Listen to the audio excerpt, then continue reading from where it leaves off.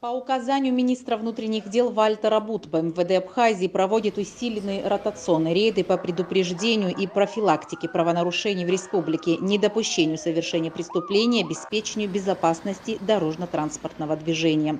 Выявляются факты грубых нарушений правил дорожного движения, наличие подложных государственных регистрационных номерных знаков, нормы тонирования стекол автомобилей. Также сотрудники милиции осматривают автотранспортные средства на предмет незаконной перевозки запрещенных веществ и предметов, наркотических средств, огнестрельного оружия и боеприпасов. Отрабатываются ориентировки на лиц, состоящих в розыске. В мероприятии задействованы подразделения Центрального аппарата Министерства внутренних дел Республики Абхазия, городских управлений и районных отделов внутренних дел.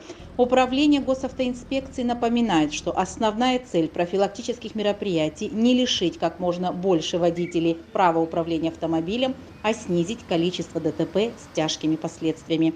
Подобные комплексные мероприятия во всех районах республики проводятся на регулярной основе.